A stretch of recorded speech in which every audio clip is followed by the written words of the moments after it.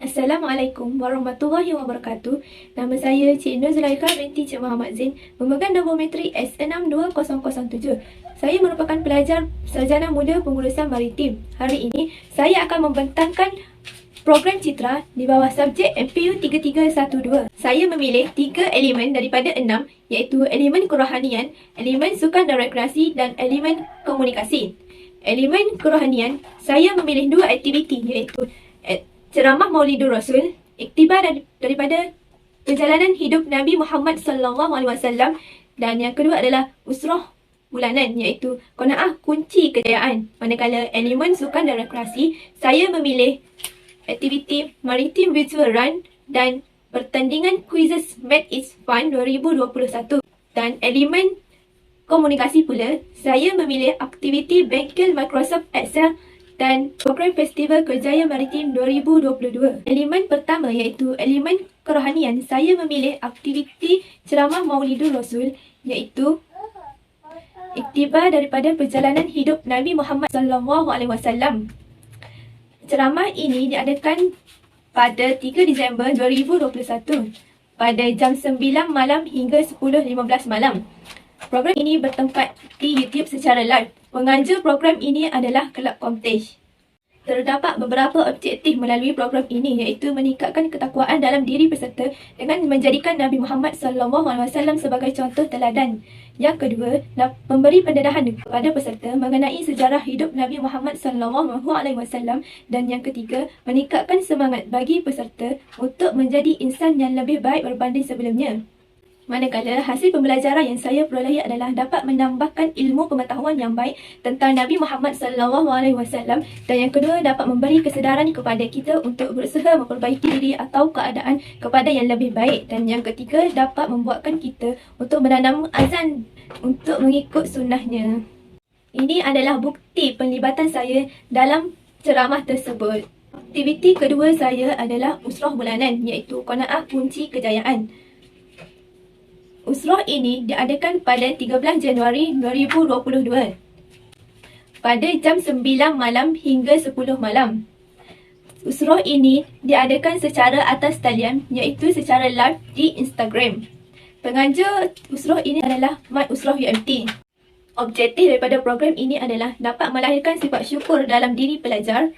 Yang kedua, dapat memupuk sikap toleransi dalam menyelesaikan sesuatu perkara. Dan yang ketiga, dapat mengaplikasikan sifat qanaah terutamanya dalam kehidupan seharian. Manakala hasil pembelajaran yang diperolehi daripada program ini adalah dapat istiqamah dalam mengamalkan sifat-sifat mahmudah tanpa mengira masa. Yang kedua, dapat memberi kesedaran kepada pelajar bahawa sifat qanaah amat penting dalam kehidupan. Dan yang ketiga adalah dapat mendidik diri memahami bahawa Allah berhak mengurniakan rezekinya mengikut ketetapannya. Ini adalah bukti saya terlibat dalam aktiviti usrah bulanan, iaitu qanaah kunci kejayaan. Elemen kedua adalah elemen sukan dan rekreasi.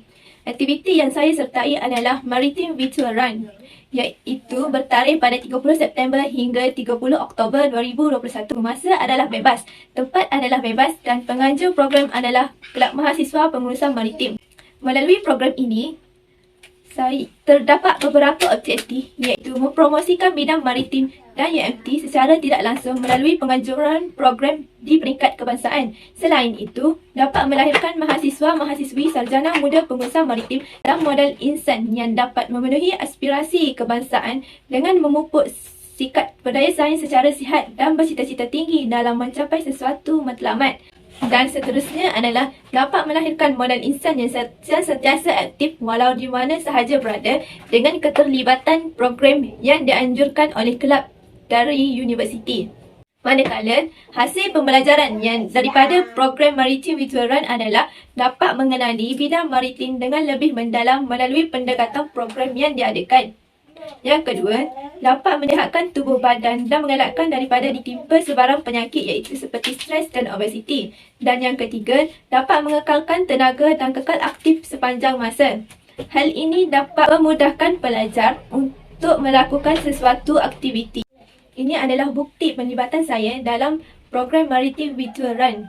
Aktiviti yang kedua yang disertai oleh saya adalah pertandingan quizzes Math is Fun 2021. Pertandingan ini diadakan pada 5 hari bulan 11, 2021 pada jam 9 malam hingga 10.30 malam. Pertandingan ini bertempat di atas talian iaitu di WhatsApp dan Telegram. Penganjur pertandingan ini adalah Himpunan Mahasiswa Matematik. Objektif program ini adalah untuk mempertingkatkan ilmu pengetahuan dan memupuk minat para pelajar UMT khususnya dalam menguasai bidang matematik. Yang kedua, dapat mencungkil, membina bakat dan kreativiti para pelajar dalam bidang matematik melalui media sosial yang menjadi tumpuan ramai seperti Instagram. Yang ketiga, dapat memupuk dan mengekalkan daya saing yang sihat dalam kalangan pelajar, manakala hasil pembelajaran yang diperolehi adalah dapat meningkatkan tahap motivasi pelajar dalam matematik.